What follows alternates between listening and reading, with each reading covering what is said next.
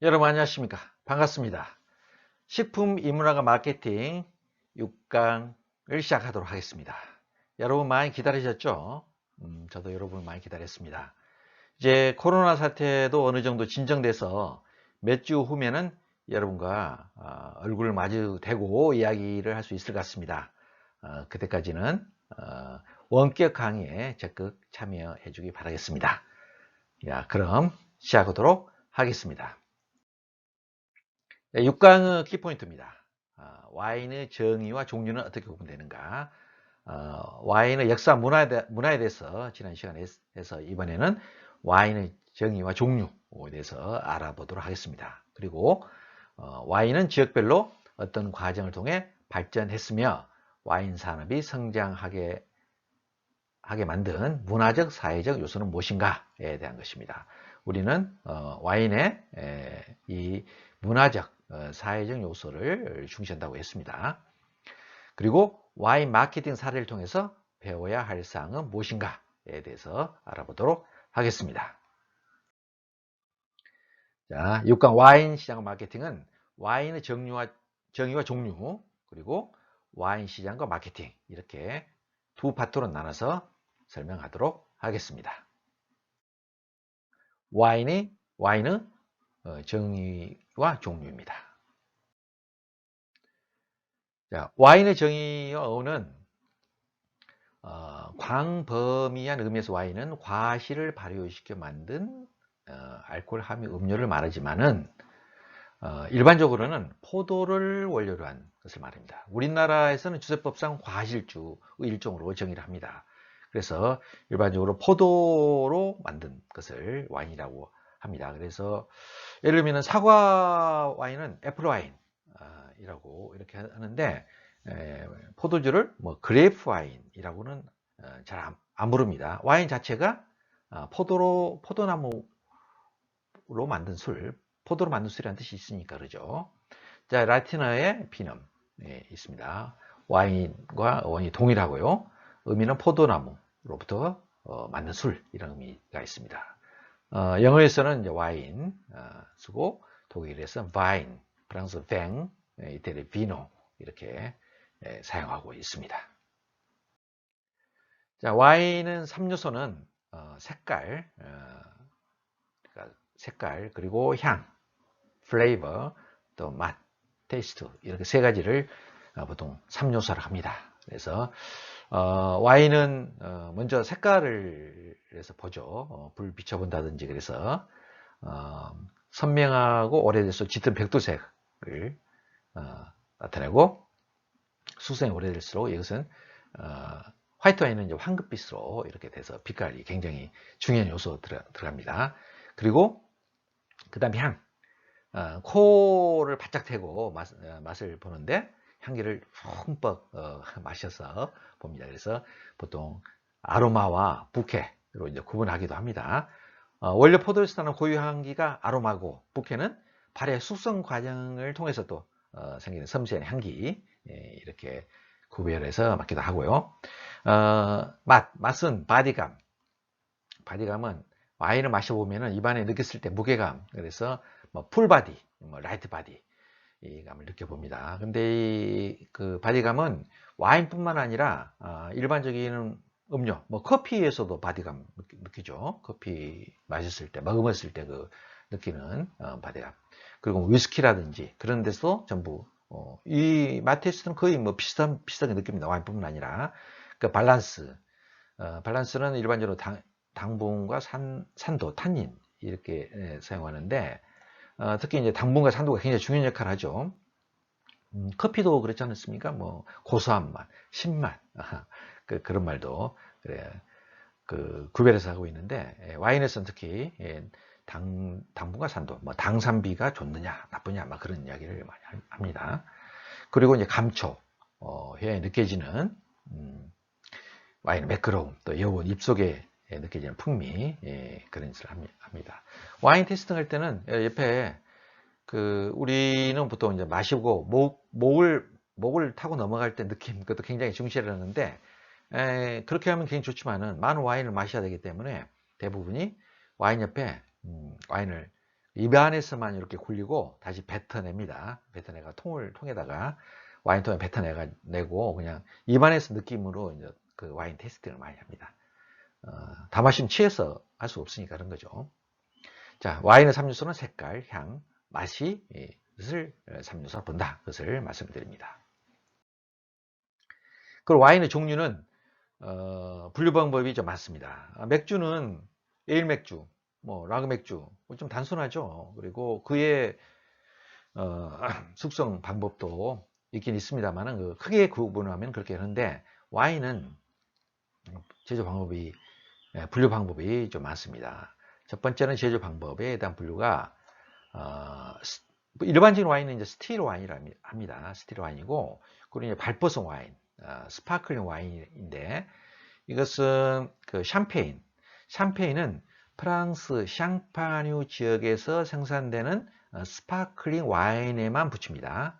다른 지역에는 그 이름을 붙일 수가 없습니다. 그래서 스파클링 와인은 발포성 와인이고 강화와인은 이 앞 시간에 말씀드렸죠.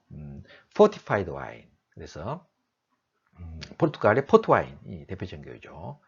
그래서 포티파이드 와인 이렇게 해서 제조 방법에 따라서 이렇게 구분할 수 있고 또 색상에 따라서는 레드 와인, 로즈 와인, 화이트 와인 이렇게 구분합니다.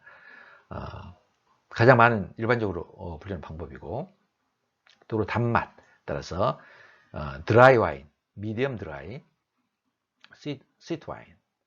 스위트 와인에는 대표적인 경우가 아이스 와인, 헝가리 토카이 와인, 그리고 포트 와인도 좀 스위트 와인에 들어가긴 합니다. 그래서 이런 단맛에 따라서 이렇게 구분할 수도 있고 식사 시 용도에 따른 분류, 식전주, 오페르티프 와인, 테이블 와인, 디저트 와인. 그래서 식전주에 사용하고 반주로 사용하고 끝나고 디저트 와인 이렇게 해서 각각 와인을 분류합니다.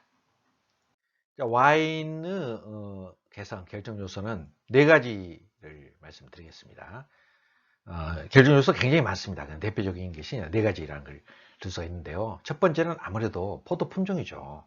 그래서 어떤 포도로 만드냐에 따라서 와인 품질이 결정되겠죠. 자, 레드 와인은 3종, 화이트 와인 3종만 소개해 드리겠습니다. 이해도 굉장히 많습니다. 다 여러분한테 소개하기가 어려우니까 이 3가지만 말씀드리겠습니다. 첫 번째는 까베르네 쇼비뇽. 포도주, 여러분 적포도주를 보면은 이 품종이 제일 많습니다. 그래서 보르도 와인에서 많이 사용이고 약간 떫은 맛을 가지고 있습니다. 그리고 다음으로는 멜롯은 좀 부드러운 맛을 가지고 있습니다. 그래서 부드러운 맛을 좋아하는 사람은 멜롯으로 만든 와인을 찾고 그리고 약간 탄닌이 들어있고 좀 떫은 맛 사람은 까베르네 쇼비뇽 이렇게 해서 찾으면 됩니다. 그래서 2가지 까베르네 쇼비뇽이나 멜롯을 블렌딩해서 만든 와인도 있습니다. 그리고 피노누아는 이거는 부르고뉴 명품 와인에서 사용하고 있는 품종입니다. 그리고 화이트 와인은 샤도네이 이게 가장 많습니다. 화이트 와인 대표 품종이 있고요. 그 쇼비뇽 블랑 그리고 리슬링 이런 포도 품종이 있습니다. 그리고 생산지는 어느 지역에서 생산되느냐. 그래서 밭, 고도, 토지 경사, 일조량, 강이 주위에 있느냐, 숲이 있느냐에 따라서 개성이 달라집니다. 프랑스에서는 보르도 와인이냐, 부르고뉴 와인에 따라서 이 개성이 굉장히 강하죠. 그리고 이탈리아도 2군데를 대표적인 들라면은 피에몬테하고 토스카나. 토스카나 키안티가 많이 우리나라에서 알려져 있죠.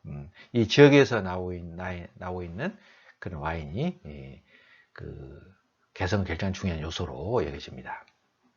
그리고 이제 빈티지, 포도 수확 시기죠. 그러니까 그 해에 따라서 일조량이라든 기후라든지 그에 따라서 좀 다르지 않습니까? 그 포도 농산물이기 때문에 기후 영향을 많이 받죠. 일조량이 풍부하고 비도 적당히 오고 그러면은 포도가 굉장히 우수한 포도가 열리는데 그 해에는 양질의 포도가 양질의 와인이 생산됩니다.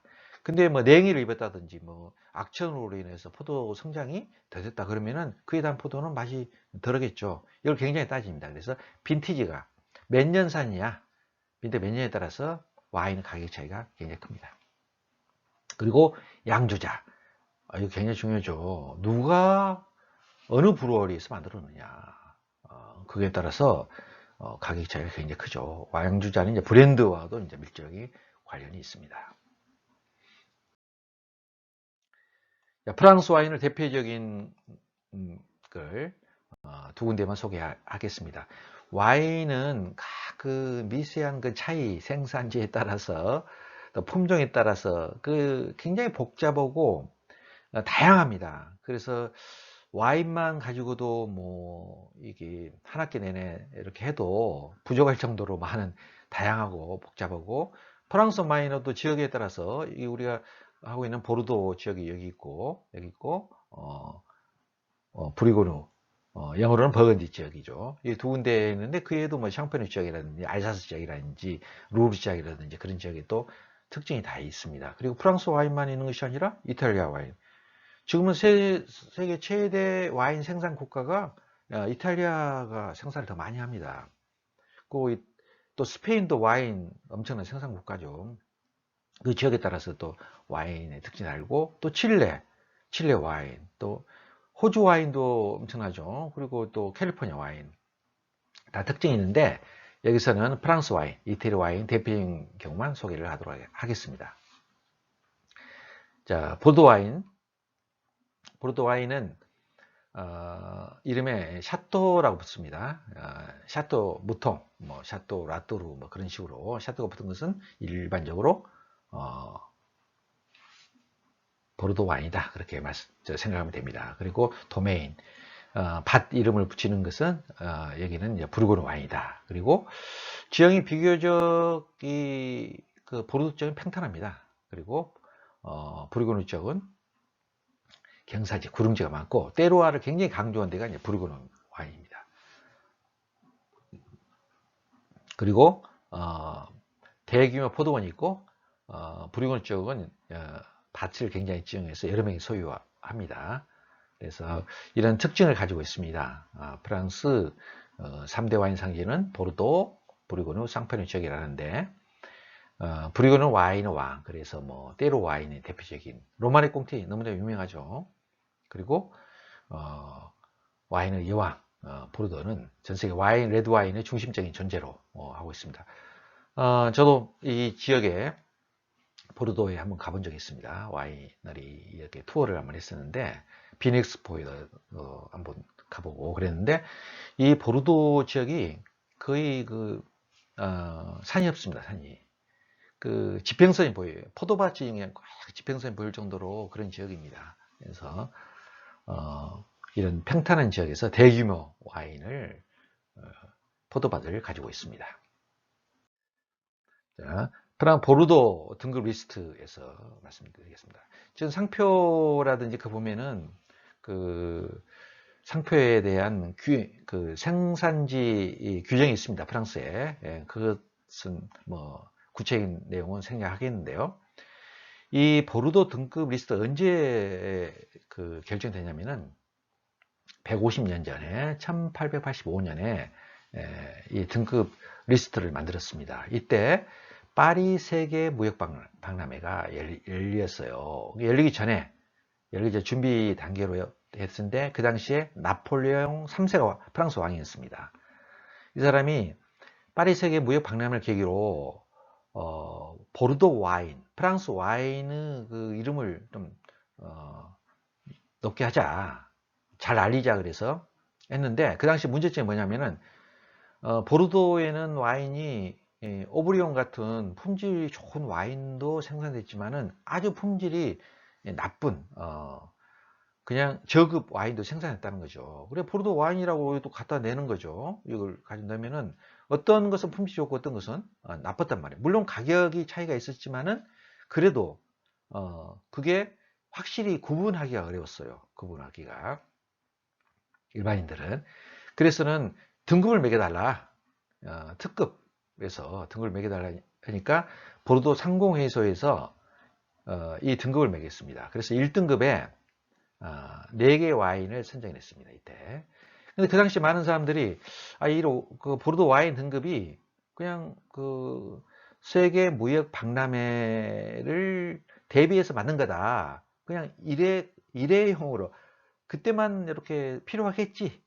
그래서 별로 그 관심을 안 둔 데도 있었단 말이죠. 대부분 관심 두는데 예를 들면은 샤또 무통 같은데 이런 데는 안 했는데 이게 한번 결정되니까 150년 동안 딱 한 번만 그 변화가 있었고 지금까지 그대로 이어지고 있습니다. 150년간 1885년에 등급을 매겼는데 안 바꾸고 지금까지 오고 있어요.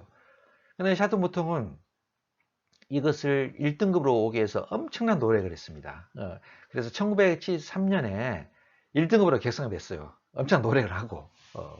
그래서 샤또 무통에도 이제 그 자기의 무통 브랜드를 잘 알리기 위해서 고급 브랜드 하기 위해서 여기는 품질도 물론 품질이지만 다 그중에 품질이야 기본적인 것인데 그 상표를 예를 들면 피카소 그림을 상표로 사용했어요. 피카소에다가 그림을 의뢰해 가지고 샤또 무통 브랜드 와인에 있는 상표로 사용했던 거죠. 그리고 유명한 그 세계적으로 유명한 아티스트 화가한테 그림을 의뢰해 가지고 그걸 상표로 사용하는 그런 마케팅을 해서 유명합니다. 샤또 무통이. 그래서 1등급으로 결상돼서 그 다음부터는 보르도 그랑크르급, 그 다음 단계 이렇게 이제 구분되니까 사람들이 이것은 맛이 어느 정도구나 예상을 하면서 하는 거죠.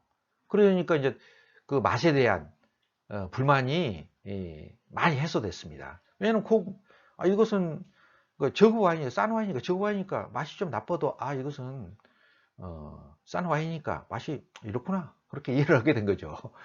그래서 이게 효과를 보니까 보르도 등급 리스트를 표시로 해서 다른 지역도 다 이렇게 등급 리스트를 사용하고 프랑스 와인을 전체적으로 다 지금 사용하고 이걸 보니까 이태리도 우리도 사용하겠다. 그리고 스페인 각 나라별로 전부 다 등급 리스트를 다 사용하게 되고 일본은 이제 청주 일본은 이제 사케라고 그러죠. 사케가 우리나라 사케도 이것을 했어요. 그래서 4등급으로 구분합니다. 뭐 준마인이 무슨 마인이 해가지고 이 등급을 사용했어요. 그래서 양조용 쌀을 별도로 재배하고 그 품종도 개량하고 양조용 품종 해가지고 그 쌀로 만든 청주가 이제 1등급 청주로 해가지고 사용하면서 사케의 그 퀄리티, 그 지명도를 많이 올린 사례가 있습니다. 그래서 우리나라도 지금 막걸리 세계화를 하면서 막걸리의 품질 그 테스트를 합니다. 매년 해서 그래서 그 우수 대상 뭐 우수상하고 있는데 이게 이제 해마다 이렇게 바뀌지다 보니까 뭐 보르도 와인처럼 그렇게 아주 뭐 이렇게 전통이 있는 그런 것으로는 안 되고 있습니다만은 어쨌든 우리도 이와 비슷한 노력을 좀 하고 있다는 것을 말씀을 드립니다. 자, 보르도 와인과 비넥스포. 비넥스포가 2년마다 한 번 열리는데 제가 이제 10여 년 전에 이렇게 보르도에 방문했을 때 찍은 사진입니다. 그래서 루덴느라는 브랜드인데 여기는 고성입니다. 보르도의 와이너리가 대부분 고성에 있는데 고성이 뭐 큰 그 영화나 사진을 보면은 뭐 첨탑이 있고 뾰족뾰족한 것이 아니라 대부분이 2층 내지 3층 그런 식으로 되어 있습니다. 그래서 여기서 모으면서 이 와이너리 투어하고 보르도 비넥스포 거기를 참관한 적이 있습니다. 그래서 사진을 여러분께 좀 보여드리려고 가져왔습니다. 자, 여기는 이제 그 보르도 와이너리를 방문했었는데 거기가 찍은 사진인데 이런 그 오크통에서 이렇게 제작하고 있는데 일반적으로 오크통 와인 프랑스에서도 오크통에서 와인을 하는 것은 다 그런 것은 아니고 아주 견본용 이렇게 전시용으로는 오크통에서 하고 고급 와인 일반적으로 대중화된 상품은 스테인리스 통해서 숙성을 합니다. 그래서 프랑스도 이렇게 사람 손으로 일하는 것이 기계화를 많이 했어요. 지금 현장에 가보면은 스테인리스 통도 굉장히 많더라. 그것을 알 수 있었습니다. 자, 여기 보르도 그 와이너리입니다. 지평선이 보이죠? 이게 떼제베를 파리에서 보르도까지 떼제베를 타고도 한 3시간 걸리는데 파리에서 1시간쯤 벗어나면 산이 안 보입니다. 산이 거의 그 지평선인데, 지평선에 보르도 가까우면 이런 지평선이 포도밭으로 끝이 안 보입니다. 이런 곳에서 그 프랑스가 그 평지가 많죠. 그래서 이런 광경을 볼 수가 있습니다. 그리고 여기는 그 땅을 보기 위해서 찍은 것인데, 여러분 보다시피 그 석회질, 석회질 토양입니다. 이런 땅에서 좋은 포도가 열리고, 그 좋은 포도가 또 좋은 와인을 나온다고 그랬죠. 보르도는 뭐 비탈 경사는 아니지만은 이런 땅을 자갈 섞인 이런 땅에서 땅이 대부분입니다. 이런 포도 밭을 볼 수가 있습니다. 자, 다음으로는 부르고뉴 와인을 설명드리도록 하겠습니다. 부르고뉴는 테루아 와인, 특히 테루아를 강조한 곳이 부르고뉴입니다. 이 로마네 꽁티는 1512년부터 같은 면적에서 이 지역에서만 생산되는 것을 그 로마네 꽁티라 부르고, 연간 한 6,000병 정도만 생산합니다. 그리고 이것을 굉장히 고가에 몇백만 원, 또 오래된 것은 뭐 몇천만 원까지 판매를 하는데, 이것을 그 DRC는 이건 이제 그 부르고뉴 지역에서 또 하는 등급 방법입니다. 이 DRC 1등급 와인을 11병 넣고 로마네 꽁테 1병 이렇게 해가지고 12병으로 한 세트에서 판매를 합니다. 하나씩을 하는 것이 아니죠. 그리고 이 6,000병밖에 생산하기 때문에 세계 각지의 그 부호들이 중에서도 마실만한 자격을 가진 사람한테는 판매를 하고 있습니다. 그래서 VIP 마켓을 하는 거죠, 아마도. 우리가 지금 루이비통 그 가방을 뭐 5초백이라고도 부르지 않습니까? 뭐 지하철에서 5초만 바라보면 발견할 수 있다 해서 5초백이라 하는데, 프랑스의 그 루이비통 그 판매점 가면은 1인당 2개까지만 판매를 합니다. 뭐 10개 살 수가 없어요, 그것을. 그것은 VIP 마케팅하는 거죠. 아무나 가질 수 없다. 우리는 귀하게 판매한다, 그것을 하는데, 프랑스가 이런 VIP 마케팅을 잘 합니다. 네, 그래서 로마네 꽁티 영상을 한번 보도록 하겠습니다. 비단과 벨벳을 합쳐놓은 듯한 질감과 풍부하고 고혹적인 맛. 그 값이 수천만 원에서 최고 억대에 이르기도 하는 세계 최고급 와인 로마네 꽁티입니다. 파리에서 동남쪽으로 150km를 내려오면 프랑스의 대표적인 와인 생산지인 부르고뉴가 나옵니다. 이곳의 본 로마네 마을에는 포도밭과 포도를 수확해 와인을 생산해내는 와이너리들이 밀집해 있습니다. 부르고뉴 와인의 높은 명성은 피노누아라는 고급 포도종에서 나오는데요. 알이 작고 껍질이 얇은 피노누아는 제비꽃과 무화과, 송로버섯, 동물가죽향이 조화를 이루는 포도입니다. 이 포도의 풍미가 그대로 부르고뉴 와인에 담기게 되는 거죠. 하지만 피노누아는 토양과 기후 조건을 맞추기 까다로운 품종이어서 아무 데서나 재배할 수가 없는데요.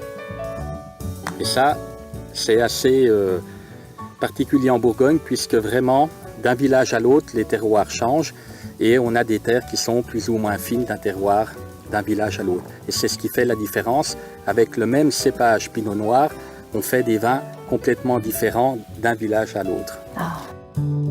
와인을 보관하는 오크통도 와인 맛과 향을 결정하는 중요한 요소입니다. 오크통은 처음부터 끝까지 사람의 손을 거쳐 만들어지는데요. 통 내부에 참나무 장작을 태워 약 40-50분을 구워냅니다. 굽는 시간에 따라 와인의 맛과 향이 달라지면서 명품 와인이 탄생하게 되는 거죠. 그리고 여기 부르고뉴를 대표하는 최고급 와인 로마네 콩티의 와이너리인 도멘드라 로마네 콩티가 있습니다. 로마네 콩티의 역사는 13세기로 거슬러 올라갑니다. 당시 로마네 포도밭은 생비방 수도원의 소유였는데요. 17세기에 들어서면서 수도원이 철폐되고 포도밭이 매물로 나오게 되자 루이 15세의 조카인 콩티공과 루이 15세의 애인이었던 퐁파두르 부인의 인수쟁탈전이 시작됩니다. 루이 15세가 이곳의 와인을 너무나 사랑했기 때문이었죠.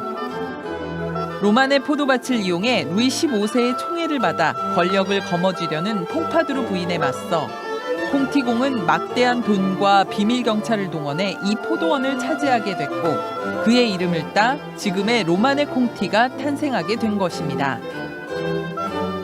전 세계에서 한 해 생산되는 와인은 400억 병. 이 가운데 로마네 콩티에서 생산되는 와인은 수천 병에 불과합니다. 따라서 그 가격도 상상을 초월하죠.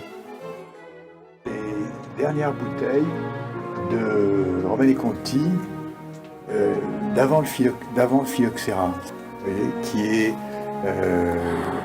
quelque chose d'extrêmement rare, puisque c'est un des derniers vins qui existent au monde. 아직까지 자연 그대로의 방식으로 포도를 재배하며 인위적으로 생산량을 늘리지 않고 있는 로마네 콩티. 바로 이 장인 정신이 천년의 역사 속에서도 최고의 맛과 명성을 이어가는 이유 아닐까요? 자, 로마네 꽁티, 그 영상 잘 보셨죠? 그래서 로마네 꽁티는 그 지역에서만 생산되는 생산량도 한정되어 있고 굉장한 그 VIP 마케팅을 통해서 저명한 브랜드를 지금 유지하고 있습니다. 자, 그러면은 프랑스 와인이 유명한 이유를 종합해 보면은 역사와 전통, 아무래도 2000년 이상 단절 없이 와인을 생산하고 발전하는 저력이 있죠. 프랑스 사람처럼 와인을 그렇게 열심히 와인에 대해서 개발하고 그런 나라가 없을 정도로 와인에 대한 지금까지 와인에 대한 노력을 해왔죠. 그리고 또는 와인을 재배하기 아주 적합한 자연 조건을 가지고 있습니다. 자연 조건을 테루아라고 독특 같고 우수하고 세파주는 이제 포도 품종을 나타내는데 그런 우수한 자연 조건을 가지고 있고 또 세상의 와인을 만들려는 노력, 또 창의력. 오크통 제작도 프랑스 고을 지역이라고 있죠. 프랑스에서 오크통을 만들었었고 또 선진 양조 기술을 또 개발한 노력도 게으르지 않고 있습니다. 그리고 또 전 세계를 무대로 마케팅과 판매를 주도하는 교육상의 노력이죠. 자, 그 중에 하나가 이제 보졸레 누보죠. 보졸레 누보. 그러니까 이게 숙성 와인, 로마네 꽁티, 최고 와인만 있는 것이 아니죠. 그러면은 갓 생산된 햇 와인이라고 하죠. 햇 와인. 그것은 어떻게 할 것이냐. 그것도 나름대로 의미가 있잖아요. 그래서 보졸레 누보는 첫 그 생산된 것을 이제 마케팅을 했던 거죠. 그쪽 지역에서. 그래서 우리는 이제 오래된 숙성 와인 그런 로마네 콘티 부르고뉴 지역에서 선점하니까 쌍파뉴 지역에서는 그러면 우리는 새로움으로 햇 와인으로 하겠다 해서 보졸레 누보 마케팅을 해가지고 세계적으로 유명하게 된 이런 거죠. 그리고 와인의 등급이라든지 등급 AOC 제도 이것은 프랑스가 최초로 실시했죠. 이런 부분에. 그래서 프랑스 와인의 이런 자연 조건 그리고 이런 많은 창의력 가지고 있고 이런 노력으로 해서 지금까지 와인은 프랑스가 생각날 정도로 이렇게 앞장서 온 거죠. 그것을 말씀을 드립니다. 자, 그럼 이탈리아는 어쩌느냐? 우리가 로마가 와인 산업을 굉장히 발전시킨 지역인 로마였는데 로마 제국이 멸망하고 그 많은 도시국가로 이렇게 됐죠. 도시국가가 돼 있고 됐는데 그게 주도권이 이제 프랑스로 넘어갔어요. 그래서 도시국가가 돼가지고 많은 분쟁이 가고 로마를 주로 어디서 지배를 했습니까? 주로 합스부르크 왕가에서 뭐 스페인도 와서 지배를 하고 또 나폴레옹이 또 지배를 하고 여러 그 어떤 외세라든지 그런 점령하고 각축전이 되었었죠. 이탈리아가 문화적으로는 굉장히 발달된 르네상스가 이탈리아 르네상스 시작됐지만은 정치적으로는 그렇게 독립적인 그러지 않았죠. 그랬는데 그게 이탈리아가 독립한 후에 이제 이탈리아 와인을 복원 사업을 했었어요. 그래서 주로 독립 지도자들이 이걸 많이 했습니다. 그래서 두 지역이 이 토스카나 지역에 있는 여기가 이제 끼안티 와인이죠. 끼안티 와인, 토스카나 지역에 여기서 와인이고 피에몬테 지역은 여기선 지역의 바를로라는 와인. 이 두 와인이 이제 이탈리아 와인으로 굉장히 유명한 와인인데 지금은 와인 생산량으로 따지면은 프랑스와 이탈리아가 서로 경쟁되시는데 최근에는 이태리 와인이 더 생산이 많다. 그리고 베티노 리카솔리 이 사람이 이제 통일 이탈리아의 두 번째 수상이 됐어요. 근데 이 리카솔리도 목표가 두 개가 있었어요. 하나는 이탈리아를 통일하는 거고 두 번째는 이탈리아 와인을 다시 복원해서 세계적인 명성을 갖도록 하는 거예요. 그래서 자기 그 통일 대업에도 앞장서서 해가지고 이탈리아 통일 노력을 해서 두 번째 수상이 됐었고 또 하나는 자기 선대에서 만든 그런 와인에 대한 참 그것을 연구를 해가지고 다시 그 끼안티 와인의 명성을 다시 찾도록 품질을 향상하는 데 노력을 많이 한 분이죠. 그래서 이탈리아 유명 와인을 간략하게 그 외에도 굉장히 많습니다. 많은데 두 가지만 소개를 해드립니다. 자, 미국 와인은 주로 와인의 생산 지역이 여기입니다. 주로 캘리포니아에 있는 지역에서 생산이 많이 되는데 동부에서도 좀 생산이 되긴 합니다.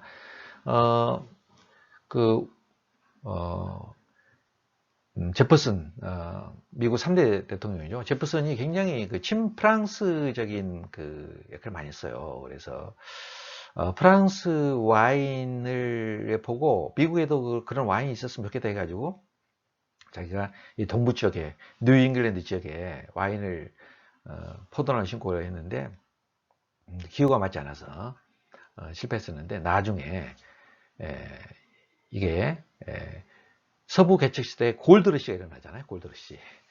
골드러시가 일어나서 많은 사람이 서부로 이주를 했는데 금이 이제 끝나죠. 무한정 금이 있는 것이 아니라. 그러니까 뭐라고 했느냐? 그러니까 근데 간 사람 중에 이제 많은 사람이 갔는데 광부들이 보니까 포도나무 씹어 보니까 기후가 맞은 거예요. 캘리포니아가.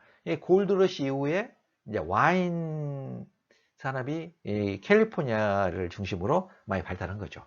그래서 지금은 미국 와인의 중심지가 캘리포니아가 됐습니다. 자, 구대륙과 신대륙 와인을 비교해서 설명하겠습니다. 자, 신대륙 와인이 최근에는 엄청나게 발전하고 있습니다. 신대륙 와인은 캘리포니아 와인, 또 칠레 와인, 또 호주 와인, 또 남아프리카 공화국 와인 이런 데가 신대륙 와인이라고 많이 부릅니다. 여기는 이제 포도 산지 대신에 포도 품종으로 기준을 많이 합니다. 그래서 무슨 것을 만들었다 많이 하는데 너무 복잡하잖아요. 포도 산지로 붙여가지고 뭐 이렇게 포도 품종, 포도 산지도 해놓으니까 단순하게 우리는 그냥 좀 단순한 작업이 필요하다. 너무 복잡하니까 그래서 했는데 처음에는 프랑스 평론가들이 이런 이야기 했어요. 자, 품종과 성격, 캐릭터를 운용해서 저희들 따놓을 수 없다. 프랑스 와인은 토양, 기후, 지형의 독특한 상호작용으로 절대 흉내낼 수 없다고 이야기를 했는데 76년에 그 파리의 심판이라는 데 있어요. 프랑스 와인하고 캘리포니아 와인하고 블라인드 테스팅하는 행사가 있었습니다. 이게 파리 심판이라는 행사인데 여기에 1위부터 5위까지 1위가 캘리포니아 와인이고 프랑스 와인은 5위까지 하나만 되고 4개가 캘리포니아 와인으로 선정이 됐어. 블라인드 테스트를 했는데 깜짝 놀란 거죠. 그게 보니까 그럴 리가 없다. 그래서 다음에도 혹을 했는데 뭐 베를린 테이스팅 또 이렇게 했는데 이때마다 프랑스 와인이 번번이 떨어지는 거예요. 자기 전통하고 이게 저기 때로와 찾고 이런 여러 가지 찾는데 실로 맛을 차이해 보니까 별 차이 없더라는 거예요. 오히려 더 나았다. 그래서 프랑스 와인 수출 물량이 전 세계 40%까지 차지했었는데 지금은 2000년에는 절반으로 감소하고 제가 그 10여 년 전에 보르도 방문했을 때도 프랑스 정부에서 남는 와인이 많아요. 프랑스 와인이. 그러니까 구조조정을 해야겠다. 그래서 포도밭을 다른 것으로 바꾸면은 장려금을 주는 제도를 시작하고 있더라고요. 그런 부분.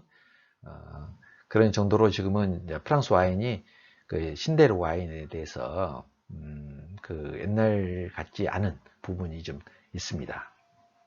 그래서 예를 들면은 이런 신데르 와인이 대약진을 하고 있다. 그것을 말씀을 드립니다. 자, 세계 와인 생산 지역은 이게 와인 벨트라고 하죠. 가운데가 예를 들면 커피 벨트고 이런 지역이 이제 커피 벨트라고 했죠. 적도 지역을 중심으로 해가지고 이 커피 벨트인데 그 외에 이제 위아래를 와인 벨트라고 이렇게 부르고 있습니다. 와인 벨트.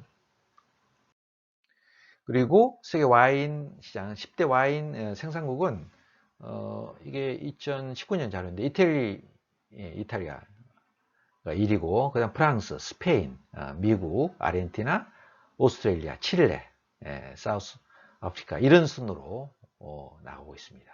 이런 순으로. 그러니까 지금 이태리와 프랑스가 거의 비슷합니다만은 이태리가 약간 앞서는 것으로 이렇게 나타나고 있습니다. 스페인 와인도 굉장히 많죠. 우리나라는 이제 칠레 와인이 많이 들어와 있습니다. 자, 세계 와인 시장 두 번째 소비 국가는 아무래도 미국이 지금 소비를 가장 많이 하고 있고, 그다음 프랑스, 미국 인구가 많죠. 그다음 프랑스, 이탈리아, 독일, 중국이 또 인구가 많기 때문에 지금 소비 국가는 5위를 차지하고 있습니다. 그리고 영국, 러시아, 스페인, 아르헨티나의 순입니다. 그리고 와인 1인당 소비량을 보면은 포르투갈이 의외로 많이 소비를 하고 있어요. 그 다음에 프랑스입니다. 프랑스, 그다음에 이탈리아, 스위스, 벨지움, 오스트레일리아, 헝가리 이런 식으로 와인 소비를 하고 있습니다. 참고하기 바라겠습니다. 자, 그러면은 어떤 브랜드가 많이 판매되고 있느냐? 그러면은 베어풋 1위는 미국 베어풋이고 이건 칠레 콘차토로라는 브랜드로 칠레 와인이 이제 두 번째 갈로 와인 창유라는 그 중국 브랜드도 꽤 많이 되고 있습니다. 그리고 옐로우테일 옐로우테일은 오스트리아 브랜드인데 우리나라에서도 베어풋 다음으로 많이 나가고 있는 것 같아요. 그런데 옐로우테일은 마케팅 사례에서도 소개를 하도록 하겠습니다. 옐로우테일 와인. 이것은 드링크스 비즈니스에서 선정한 2020년에 가장 파워풀한 와인 브랜드를 선정했는데 그 중에 옐로우테일이 1위로 지금 올라와 있어요. 그래서 이런 브랜드에 대해서 옐로우테일 브랜드에서 마케팅 사례 때 어떻게 해서 미국 시장에 와인 시장에 진출했는지 미국에서 진출했으니까 그 다음부터는 브랜드 파워가 올라가서 이제 세계 시장에 진출했고 우리나라에서도 이제 많이 들어와서 옐로우테일이 굉장히 많이 판매되고 있습니다. 이것을 말씀드리도록 하겠습니다. 자, 맥주와 와인 보면은 그 맥주 2병 판매될 때 와인은 한 잔 정도 판매된다. 그렇습니다. 맥주가 훨씬 더 소비가 많이 되고 있죠. 그 양으로 보면은 맥주 2병, 와인 한 잔 판매량을 보면은 이것을 말씀드리면서 이번 강의는 마치겠습니다. 자, 빅토르 위그는 신은 물을 만들었지만 인간은 와인을 만들었다. 이렇게 이야기를 하는데, 프랑스인들이 와인에 대한 열정, 노력, 그런 것을 어떻게 보면은 나타내는, 함의하고 있는 말이라고 생각합니다. 자, 이상 6강 와인의 정의와 종류에 대해서 말씀드렸습니다. 여러분 수고하셨습니다.